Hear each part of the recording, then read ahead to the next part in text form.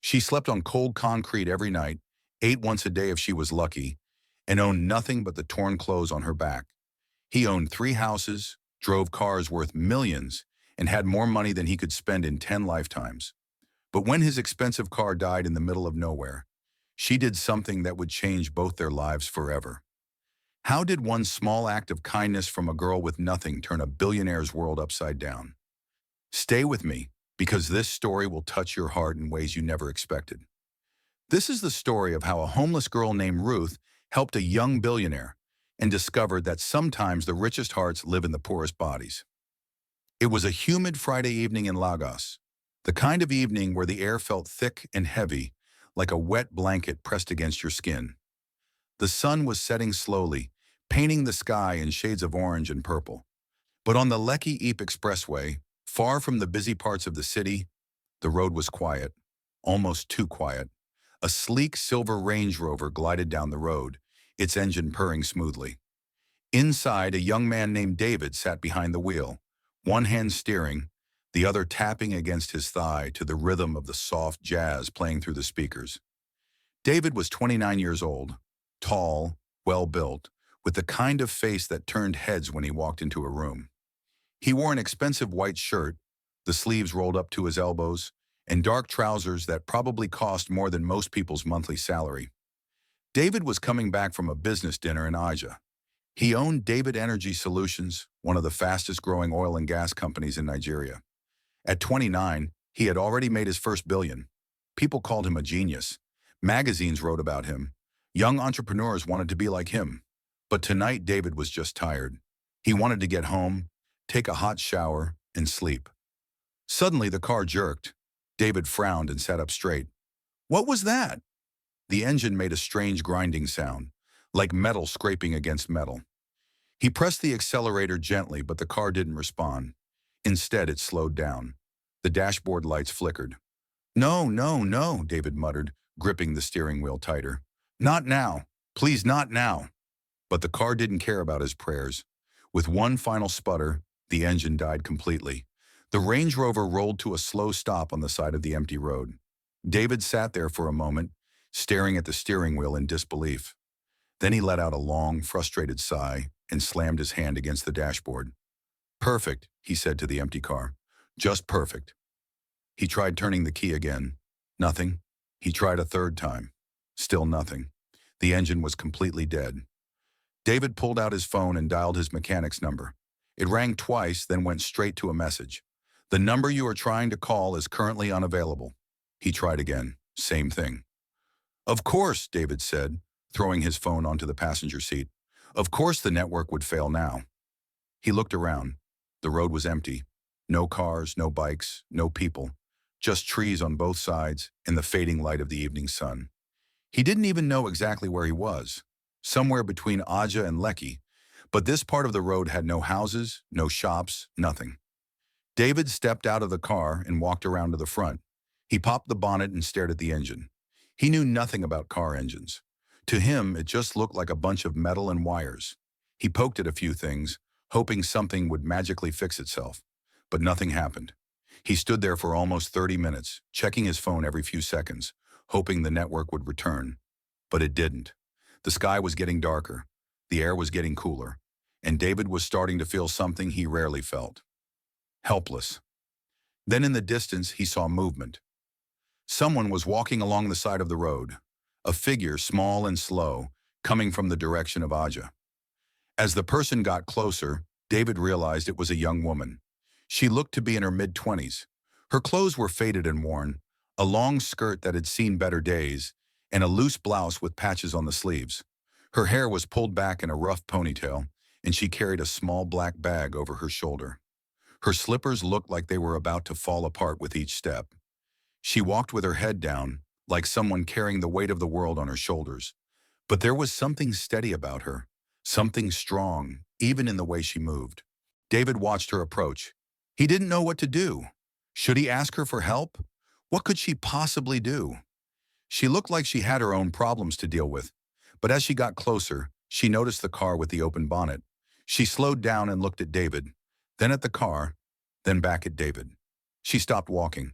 For a moment, they just stared at each other. Then she spoke. "Good evening, sir," she said quietly. Her voice was soft but clear. David was caught off guard. He had expected her to just walk past him. Most people would, but she had stopped. She had greeted him. "Good evening," David replied, still unsure what to say. The young woman looked at the car again. "Is everything all right?" David let out a small, bitter laugh. "Not really, my car just died. I don't know what's wrong with it." She nodded slowly as if she understood. Then she did something David didn't expect. She walked closer. "May I take a look?" she asked. David blinked. "You want to look at my car?" She nodded again. "Yes, sir, if you don't mind." David looked at her. Really looked at her this time. Her clothes were old and dirty. Her slippers were torn. She looked like someone who hadn't eaten a proper meal in days, and yet she was offering to help him. For a moment, David's pride kicked in. What could this poor girl possibly know about a car like his? She probably had never even been inside a Range Rover before. But then he remembered where he was, stuck on an empty road with no network, no mechanic, and no other options. He stepped aside. "Be my guest." The young woman set her bag down carefully on the ground and walked over to the engine. She leaned in and looked at it closely, her eyes moving from one part to another. She didn't touch anything at first. She just observed. David watched her, feeling a strange mix of curiosity and skepticism. After a few moments, she reached in and gently touched a wire near the battery. She followed it with her fingers, tracing its path. Then she stopped. She had found something. "Sir," she said, looking up at him, "this wire here is loose. It's disconnected from the terminal. That's why your car won't start." David stepped closer and looked where she was pointing. "That little wire?" "Yes, sir," she said. "It's small, but it's important. Without it, the battery can't send power to the engine." She carefully reconnected the wire, making sure it was secure. Then she stepped back and wiped her hands on her skirt. "Try starting it now," she said. David looked at her, then at the engine, then back at her. He didn't really believe it would work, but he walked over to the driver's seat anyway. He turned the key. The engine roared to life. David's eyes went wide. He stepped out of the car quickly and stared at the engine in shock. The car was running, perfectly, like nothing had ever been wrong. He looked at the young woman, who was standing there with a small, shy smile on her face. "You fixed it," David said, his voice full of disbelief. "You actually fixed it?" She nodded. "It was just a small thing, sir." David couldn't believe it. This girl who looked like she didn't have 2 kobo to her name had just fixed his multi-millionaire car in less than 5 minutes. He reached into his pocket and pulled out his wallet. He took out several crisp 1,000 naira notes and stretched them toward her. "Please take this," he said. "You saved me. Thank you." But the young woman shook her head and took a step back. "No, sir," she said gently. "I didn't help you for money." David frowned. "What do you mean? You deserve it. You helped me." She smiled, a sad but genuine smile. "Kindness is not meant to be sold, sir. I helped you because I could. That's all." David stood there, frozen. He had met many people in his life. Rich people, smart people, powerful people. But he had never met anyone who would refuse money after helping someone. Everyone always wanted something. Everyone always had a price. But not this girl. He didn't even know her name. David lowered the money slowly and looked at her with new eyes. "What's your name?" "Ruth," she said softly. "Ruth," David repeated. He reached into his wallet again, but this time he pulled out a small white business card. He handed it to her. "Take this," he said. "Come to this address tomorrow morning. Ask for me. My name is David Okoro." Ruth looked at the card. Her hands trembled slightly as she took it. She stared at it for a long moment, her eyes scanning the words. David Energy Solutions. CEO, David Okoro. "Sir," she said, her voice uncertain. "Why?" David smiled. "Just come. Trust me." Ruth looked at him, then at the card again. She didn't know what to say. Slowly she nodded and slipped the card into her small bag. "Thank you, sir," she whispered. David got into his car. As he drove away, he looked at her in the rearview mirror. She stood there on the side of the road, watching him leave. The last rays of sunlight lit up her face, and for a moment, David felt something strange in his chest. Something he couldn't explain. He didn't know it yet, but that moment on the empty road would change his life forever. That night, Ruth walked back to the place she called home. It wasn't really a home. It was a half-finished building behind a small provision shop in Aja. The building had been abandoned for years. The walls were cracked, the floor was covered in dust, and there was no roof, just old metal sheets that barely kept the rain out. Ruth slept in one corner of the building on a piece of cardboard she had found near the market. That cardboard was her mattress. An old wrapper was her blanket, and the small black bag she carried everywhere held the only things she owned: two extra wrappers, a small comb, and a bar of soap she used carefully so it would last longer. She sat down on her cardboard bed and pulled out the business card David had given her. Even in the dim light from the moon, she could read the words clearly: David Energy Solutions. She had heard of that company before. Everyone had. It was one of the biggest oil companies in Nigeria, and the man who owned it had just given her his card. Ruth didn't know what to think. She wanted to feel hopeful, but hope was a dangerous thing for someone like her. Hope had disappointed her too many times before. She reached into her bag and pulled out a small piece of bread she had saved from earlier in the day. It was hard and dry, but it was all she had. She took a small bite and chewed slowly, making it last as long as possible. As she ate, she thought about her life. Ruth had grown up in an orphanage in Ibadan. She never knew her parents. The workers at the orphanage told her she had been found on their doorstep when she was just a baby, wrapped in a dirty cloth with no note, no name, nothing. Life at the orphanage was hard. There were too many children and not enough food. Ruth learned quickly that if you wanted to survive, you had to be strong. You had to fight for your share. You had to learn to take care of yourself because no one else would. When she turned 18, the orphanage told her she had to leave. They needed space for younger children, so Ruth left with nothing but the clothes on her back and a small bag of her belongings. She moved to Lagos, hoping to find work. For a while, she worked as a cleaner in a small restaurant, but the owner barely paid her, and when she asked for her salary, he would get angry and threaten to fire her. Eventually, he did fire her, and he never paid her the money he owed. After that, Ruth did whatever work she could find. She washed clothes for people in the market. She carried loads for traders. She worked on construction sites, mixing cement and carrying sand. The work was hard and the pay was small, but it was better than nothing. But lately, there had been no work at all.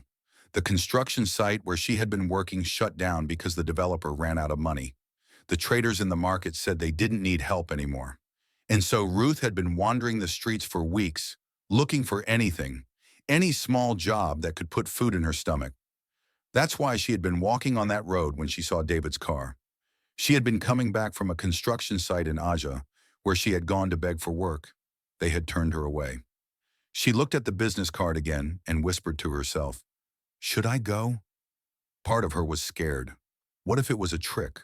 What if he was like all the other rich men who made promises they never kept? What if she went there and they laughed at her and sent her away? But another part of her, a small, quiet part, whispered something different. What if it's real? What if he really wants to help? Ruth closed her eyes and took a deep breath. "I have nothing to lose," she said to herself. Nothing at all. She placed the card carefully back in her bag, finished her piece of bread, and lay down on her cardboard bed. The night was cold, and she pulled the old wrapper around her body as tightly as she could. As she closed her eyes, she whispered a prayer into the darkness. "God, if this man is real, if this is really a chance for something better, please help me. I'm so tired of fighting. I'm so tired of being hungry. Please, just this once, let something good happen." She didn't know if God heard her, but she held on to that business card like it was the most precious thing in the world. Because for Ruth, that card wasn't just a piece of paper. It was hope. The next morning, Ruth woke up before the sun rose. She couldn't sleep anyway. Her mind was racing with thoughts about the business card and the man who had given it to her. She got up, folded her cardboard bed neatly, and tucked it into the corner where she always kept it. Then she walked to the small tap behind the provision shop. The tap only worked early in the morning, so she had to be quick. She washed her face and hands with the cold water. She wished she could bathe properly, but there was no time and no private place to do it. She combed her hair as best as she could, using the small broken comb from her bag. She looked at herself in the cracked mirror someone had thrown away near the tap. Her face was thin. Her eyes looked tired, but she tried to smile at her reflection. "You can do this, Ruth," she whispered. "Just be brave." She put on the cleanest wrapper she owned, a faded blue one with small yellow flowers. It was old, but it was the best thing she had. She folded the business card carefully and placed it in her bag. Then she started walking. David Energy Solutions was located in Victoria Island. Ruth had never been to Victoria Island before. She had heard it was where the rich people lived and worked, where the buildings were tall and shiny, and the streets were clean. She didn't have money for a bus, so she walked. It took her almost 2 hours. Her feet hurt by the time she arrived, and her slippers were covered in dust. But she didn't stop. She couldn't stop. This was her only chance. When she finally reached the address on the card, she stood outside the gate and stared. The building was massive. It was made of glass and steel, and it gleamed in the morning sun. There were expensive cars parked in the compound. People in suits and high heels walked in and out, all of them looking important and busy. Ruth felt small. She felt out of place. She looked down at her faded wrapper and dusty slippers and wanted to turn around and leave. But then she remembered David's words. "Just come. Trust me." She took a deep breath and walked toward the gate. 2 security guards stood at the entrance. They were both big men, dressed in crisp uniforms. As soon as they saw Ruth approaching, they exchanged glances and started laughing. "Auntie, where are you going?" one of them asked, his voice dripping with mockery. "Good morning, sir," Ruth said politely. "I came to see Mr. David." The second guard laughed even louder. "You came to see who? Mr. David, the CEO?" "Yes, sir," Ruth said, holding up the business card. "He told me to come. He gave me this card." The first guard snatched the card from her hand and looked at it. Then he laughed again and showed it to his colleague. "This girl thinks she can just walk in here and see the CEO," he said. "Madam, do you know who Mr. David is? He doesn't see people like you." "People like me?" Ruth asked quietly. "Yes, people like you," the second guard said, waving his hand at her. "Poor people. Street people. Go away before we call the police." Ruth felt tears burning in her eyes, but she refused to cry. She held her head up and said firmly, "He told me to come. Please, just tell him I'm here. My name is Ruth." But the guards weren't listening anymore. They were laughing and making jokes, calling her names, telling her to go back to the streets where she belonged. Ruth stood there, humiliated and heartbroken. She wanted to leave, but something inside her refused to move. She had walked for 2 hours. She had hoped for this. She couldn't give up now. Inside the building on the top floor, David was in his office reviewing some documents. His office was large and elegant, with floor-to-ceiling windows that overlooked the city. He had just poured himself a cup of coffee when his phone buzzed. It was a message from his assistant. "Sir, there's a commotion at the gate. The guards are having an argument with someone." David frowned. He didn't usually get involved in gate matters, but something made him curious. He walked over to the window and looked down. From his office, he could see the front gate clearly, and there, standing between the 2 guards, was a young woman in a faded blue wrapper. David's heart stopped. It was Ruth. He didn't think. He didn't wait for the elevator. He ran. He bolted out of his office, flew down the stairs 2 steps at a time, and burst through the front doors of the building. "Hey!" he shouted as he ran toward the gate. "Let her in!" The guards turned around, shocked. "Sir?" one of them stammered. "I said let her in," David repeated, his voice firm. He pointed at Ruth. "She's my guest." The guards' faces went pale. They quickly stepped aside, stammering apologies. "We're sorry, sir. We didn't know." David ignored them. He walked straight to Ruth. Her eyes were wet with unshed tears, and she looked exhausted. "Ruth," he said gently, "I'm so glad you came." She looked up at him, and a single tear rolled down her cheek. "I almost left," she whispered. David shook his head. "I'm sorry. I should have told them you were coming. Come with me." He gestured toward the building, and Ruth followed him slowly. As they walked past the guards, David turned to them and said coldly, "We'll talk about this later." The guards looked at each other nervously. Inside the building, Ruth felt like she had stepped into another world. The floors were polished marble. The walls were lined with expensive art. The air smelled fresh and cool. People in suits walked past, giving her curious looks. David led her to a private lounge on the ground floor. It was a small, quiet room with soft chairs and a coffee table. He asked her to sit down. "Would you like some water?" he asked. Ruth nodded. Her throat felt dry.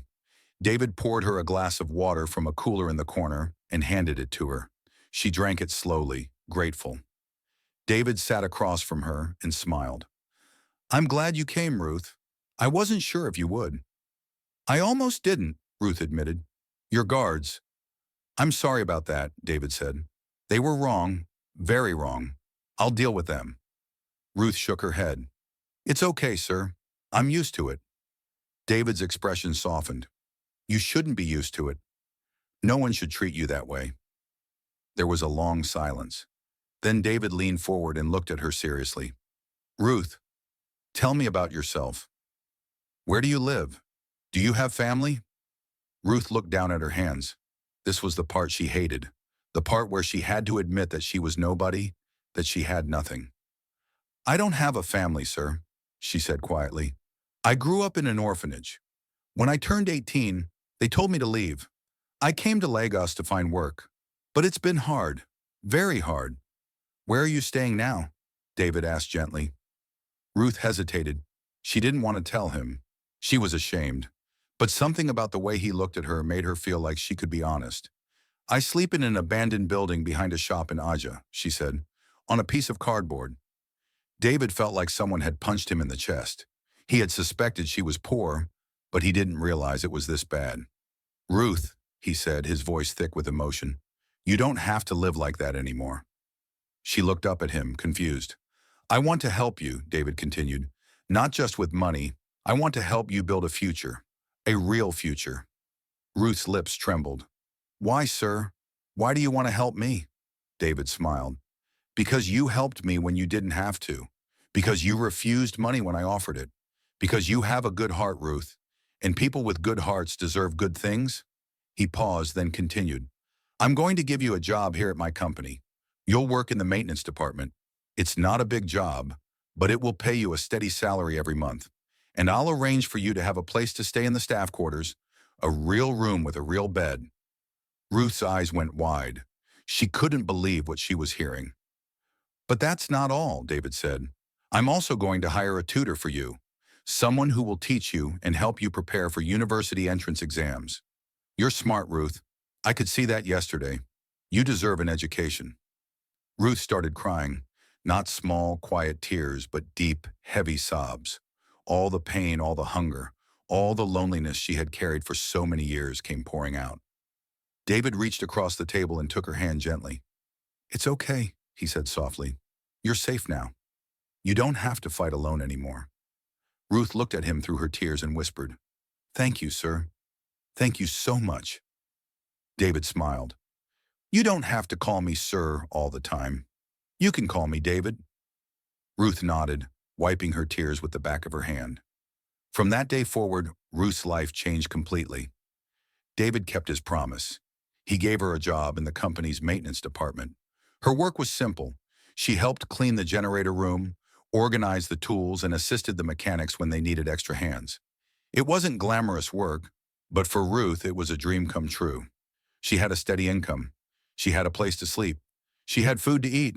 The staff quarters David provided were modest but comfortable. Ruth had her own small room with a bed, a table, a chair, and a small bathroom. The first night she slept there, she lay on the bed and cried tears of gratitude. She had never slept on a real bed before. Every morning, Ruth woke up early and went to work with a smile on her face. She was always the first one to arrive and the last one to leave. She didn't complain about anything. She treated everyone with respect, even the people who looked down on her. And true to his word, David hired a tutor for her.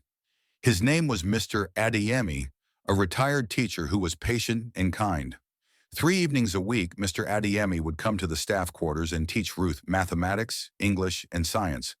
At first it was hard. Ruth had been out of school for so long that she had forgotten many things. But she was determined. She studied every night, reading her books by the light of a small lamp David had given her. David would check on her progress every few weeks. He would ask her how her lessons were going, and Ruth would show him her notes and assignments. David was always impressed. Ruth was a fast learner. But what impressed David even more was Ruth's character. She was kind to everyone. She never gossiped. She never complained. Even when other workers tried to provoke her or make fun of her background, Ruth just smiled and walked away. She had a quiet strength that David found himself admiring more and more each day. One afternoon, about 3 months after Ruth started working at the company, something happened that made David see her in a completely new light. One of the company's engineers had been trying to fix a generator for hours. The machine kept shutting down, and no one could figure out why. The engineer was frustrated and sweating. A small crowd of workers had gathered around, watching and offering useless suggestions. Ruth was passing by with a broom, cleaning the area. She stopped and watched quietly for a few minutes. Then she set down her broom and walked closer. "Excuse me, sir," she said to the engineer. "May I take a look?" The engineer turned around and looked at her with annoyance. "What do you know about generators?" "Not much, sir," Ruth admitted. "But I worked on a construction site once, and we had a generator that did the same thing. The problem was with the fuel filter." The engineer scoffed. "The fuel filter is fine. I already checked it." Ruth nodded politely and stepped back. But one of the other workers, a man named Kunle, spoke up. "Let her try," Kunle said. "What harm can it do?" The engineer sighed and stepped aside. "Fine, but don't touch anything expensive." Ruth knelt beside the generator and examined it carefully. She traced the fuel line with her fingers, checking each connection. Then she found it. The fuel filter was clogged with dirt. She carefully removed it, cleaned it with a rag, and put it back in place. "Try starting it now," she said. The engineer rolled his eyes but pressed the start button. The generator roared to life and ran smoothly. The crowd of workers cheered and clapped.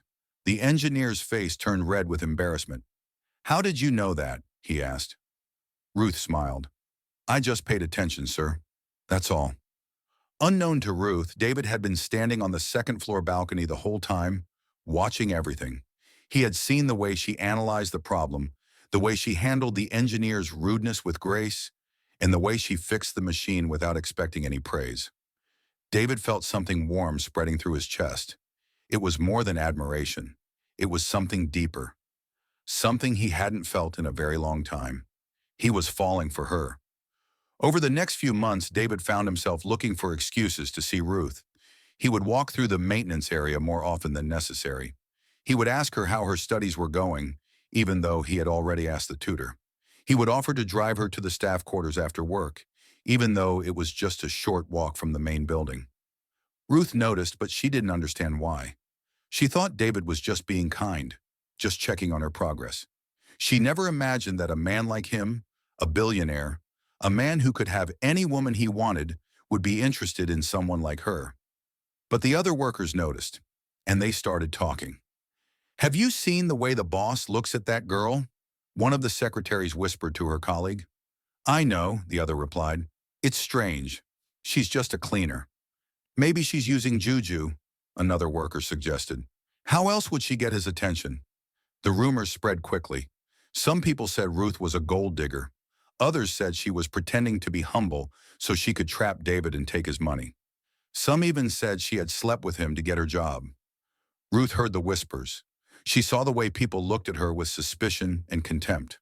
At first, she tried to ignore it, but the rumors got worse and worse. People stopped greeting her. Some of the workers would laugh when she walked past. One of the female staff members even confronted her directly. "You think you're smart, don't you?" the woman said, blocking Ruth's path one afternoon. "You think you can just sleep your way to the top?" Ruth felt her face burn with shame and anger. "I haven't done anything wrong," she said quietly. "Sure you haven't," the woman sneered. "That's why the CEO is always following you around like a lost puppy." Ruth tried to walk away, but the woman grabbed her arm. "Listen to me," the woman hissed. "David is out of your league. He's a billionaire. You're nobody. So whatever game you're playing, it's not going to work. He'll get tired of you eventually, and when he does, you'll be right back on the streets where you belong." Ruth pulled her arm away and walked off without saying a word. But inside, her heart was breaking. That night, Ruth sat in her small room and cried. She thought about everything that had happened. She thought about the rumors, the insults, the looks of disgust. She thought about David and the kindness he had shown her, but she also thought about reality. David was a billionaire. He lived in a world of mansions, private jets, and expensive cars. She was a girl who had slept on cardboard just a few months ago. She had no education, no family, no status. What could she possibly offer him? And even if David truly cared about her, his relationship with her was destroying his reputation. People were talking.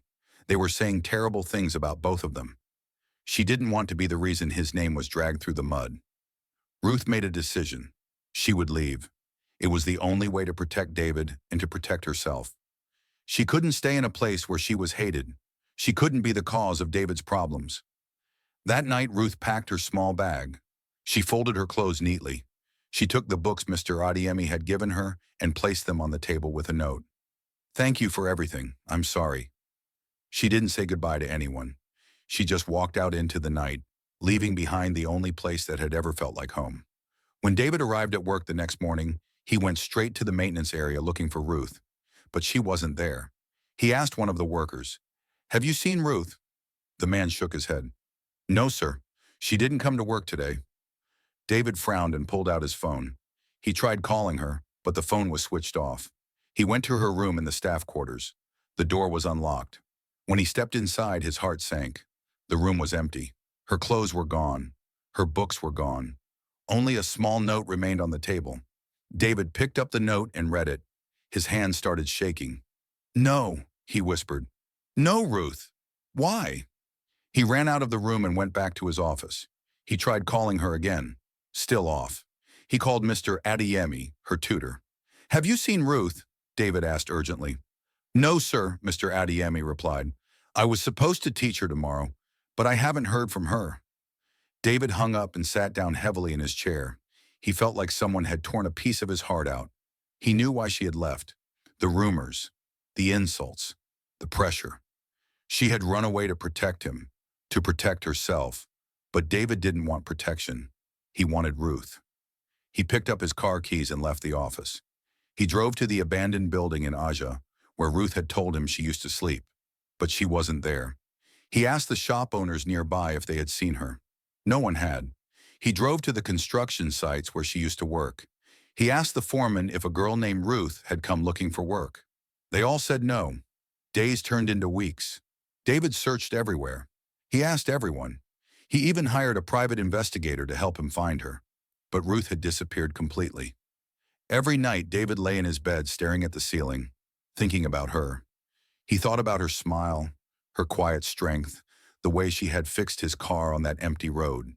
He thought about how she had refused his money because she believed kindness was not meant to be sold. He realized something he had been too blind to see before.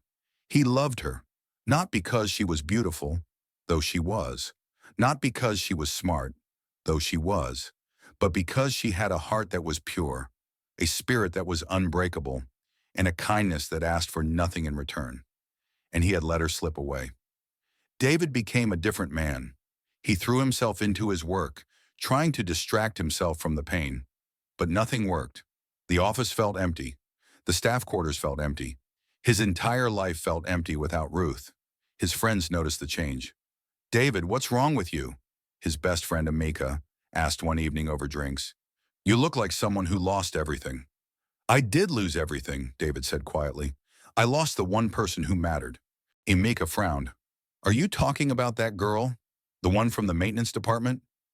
David nodded. "Man, forget about her," Amika said, waving his hand dismissively. "There are plenty of women out there. Rich women, educated women, women who fit your status." David looked at his friend with anger in his eyes. "Status? Is that all that matters to you? Ruth is worth more than any of those women. She has something they don't have. She has a genuine heart." Emeka shook his head. "David, I'm your friend, so I'm going to be honest with you. You're making a mistake. People are already talking. They're saying you've lost your mind over a poor girl. Your investors are worried. Your business partners are questioning your judgment. Is she really worth all this?" David stood up, his jaw tight. "Yes, she is worth everything." He walked out of the bar, leaving Ameka sitting there alone. 2 months had passed since Ruth disappeared. David had almost given up hope of ever finding her. He still searched, but each day the hope grew dimmer. Then on a rainy Tuesday afternoon, David's driver came running into his office, out of breath.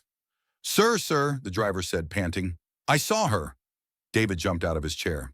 Saw who? That girl, Ruth. The one you've been looking for. I saw her.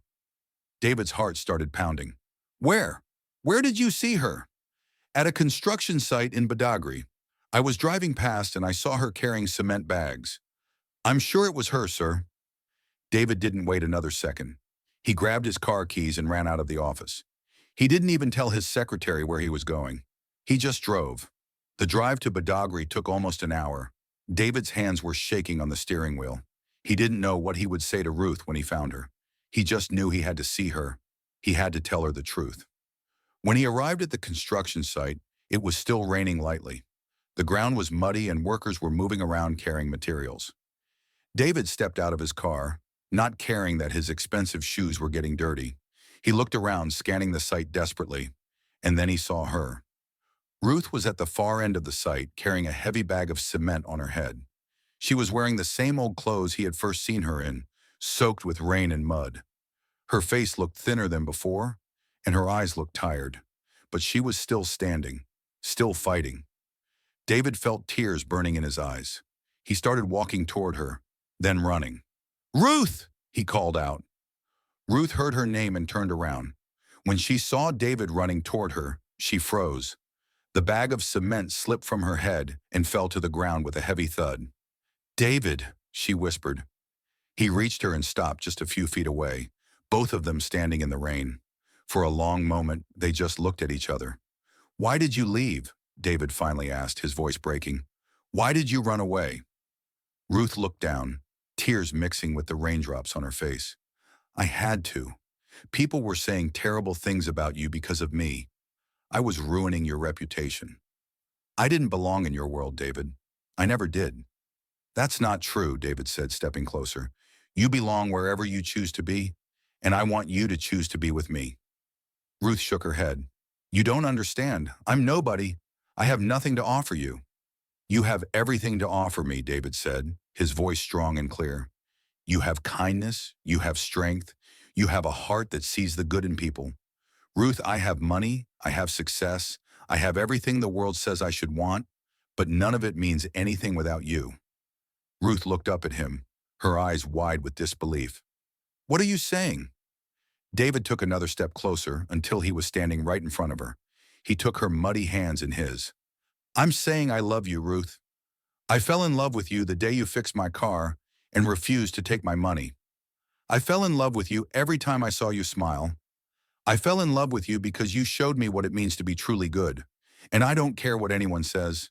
I don't care about status or money or what people think. I just care about you. Ruth started crying, deep sobs that shook her whole body. David, I love you too. I've loved you for so long, but I was scared. I was so scared.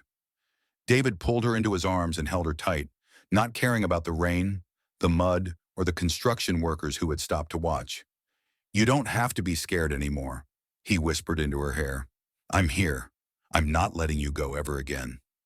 They stood there in the rain, holding each other like two people who had finally found home.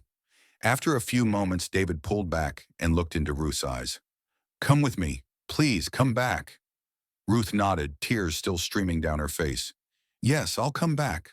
David took her hand and led her to his car. As they drove away from the construction site, Ruth looked out the window at the place where she had been working for the past 2 months. She had been carrying cement, mixing sand, doing the hardest labor just to survive. But all of that was behind her now. David drove her straight back to Victoria Island. But this time, he didn't take her to the staff quarters. He took her to his own home, a beautiful house in Ikoyi, with high gates and a large compound. You're staying here, David said as they pulled up to the house. With me. Ruth looked at the house, then at David. David, No arguments, he said gently. I'm not letting you out of my sight again. Over the next few weeks, David made sure Ruth had everything she needed. He hired a stylist who bought her new clothes, beautiful dresses, and comfortable everyday wear. He made sure she had her own room in the house, though he spent every evening sitting with her, talking, laughing, and getting to know each other even more deeply. He also enrolled her in an intensive education program. Ruth studied hard every single day, determined to make something of herself, not just for David, but for herself. And slowly, gradually, Ruth began to blossom. With good food, rest, and love, her face filled out. Her eyes became bright again. Her smile came more easily.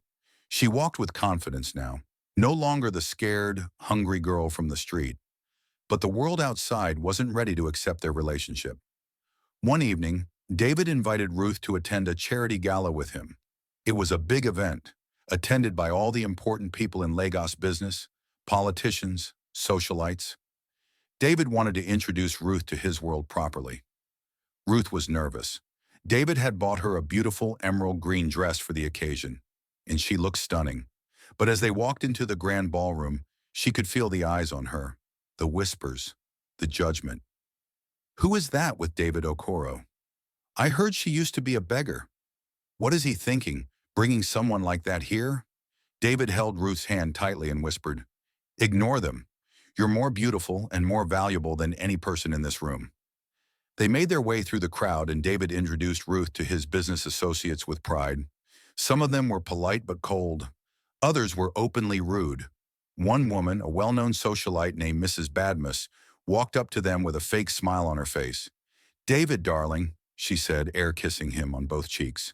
Then she turned to Ruth and looked her up and down with barely concealed disgust. "And who is this?"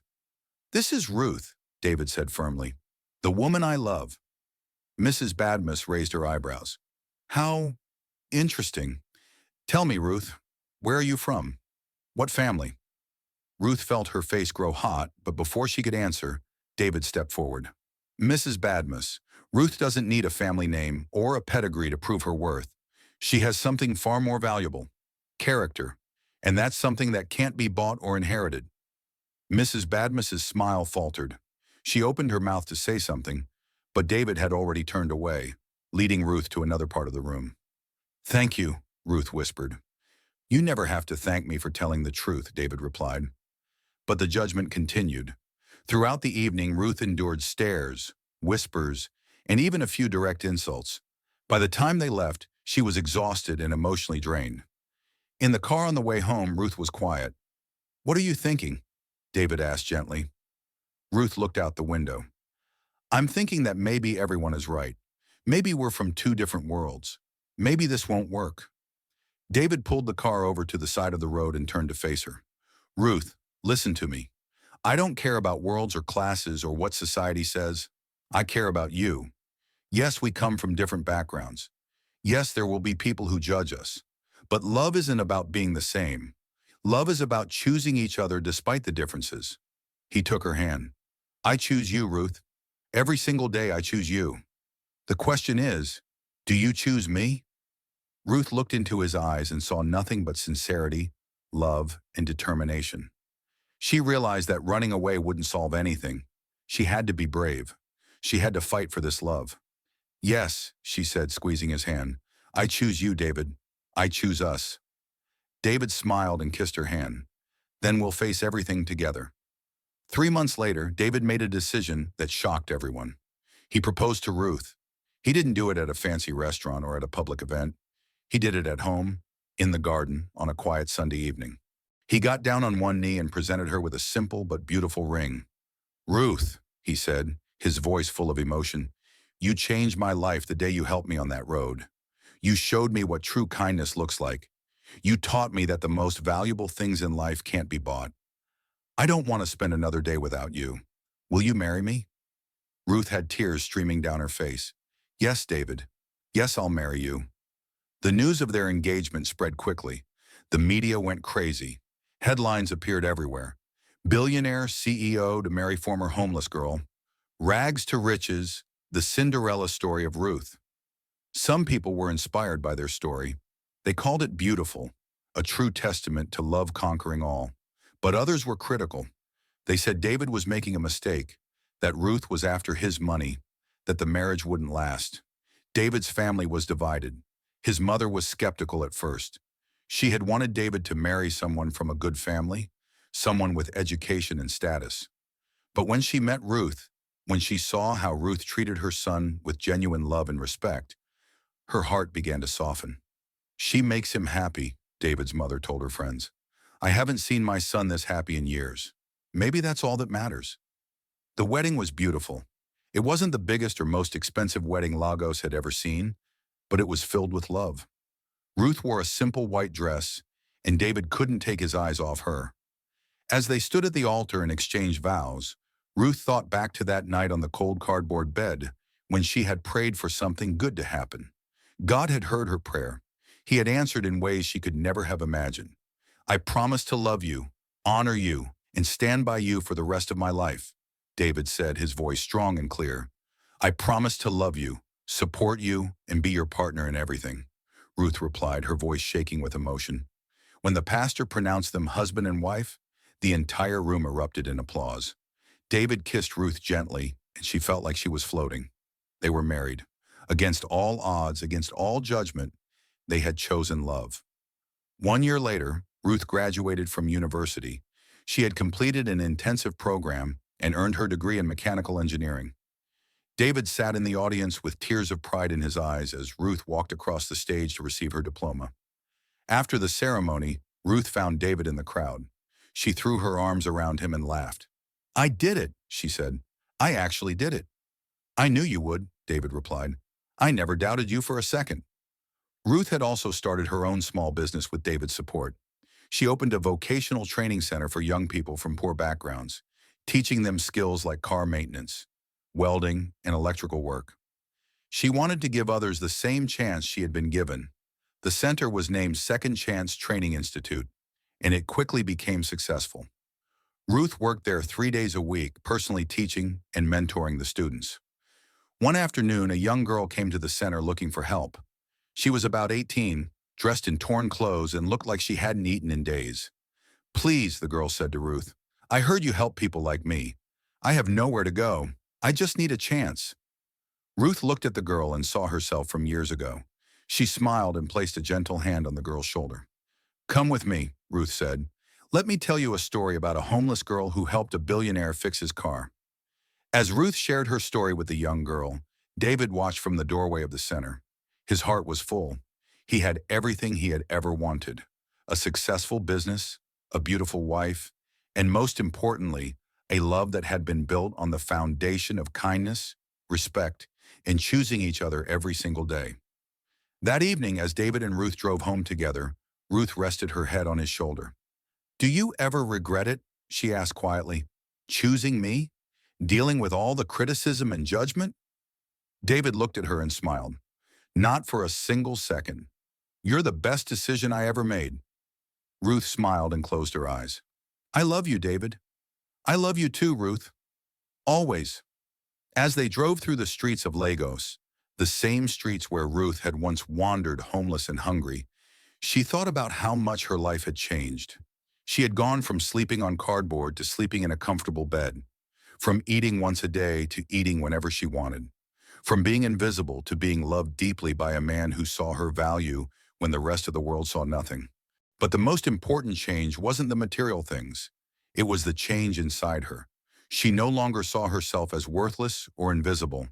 She knew now that she had value, that she mattered, that her life had purpose. And it had all started with one simple act of kindness on an empty road. Sometimes the smallest acts of kindness create the biggest miracles. Ruth didn't help David that day expecting anything in return. She helped him because it was the right thing to do. And in that one moment of pure, selfless kindness, she planted a seed that would grow into a love story that changed both their lives forever. David didn't fall in love with Ruth because she was rich or educated or came from a good family. He fell in love with her because she had a heart of gold, because she saw the best in people, because she was strong even when life tried to break her. Their story teaches us something very important. Never judge people by their circumstances. That person sleeping on the street today might be the one sitting in the boardroom tomorrow. That girl carrying cement might be the woman changing lives in the future. We are all just one act of kindness away from a miracle. Ruth and David's love was tested by society, by judgment, by doubt. But they held on to each other. They chose each other. And in the end, their love proved that when two people are committed to each other, nothing can tear them apart. So tell me, what did you learn from this story? Have you ever judged someone based on their appearance or circumstances? Have you ever received kindness from an unexpected place? Drop your thoughts in the comments section. I would love to hear from you. And if this story touched your heart, please share it with someone who needs to hear it today. You never know whose life might be changed by a message of hope and love. There's another powerful story coming very soon, so please subscribe to this channel and turn on your notification bell so you don't miss it. Thank you so much for watching. May kindness follow you wherever you go, and may you always remember that every person you meet is fighting a battle you know nothing about. Be kind. Always be kind. God bless you.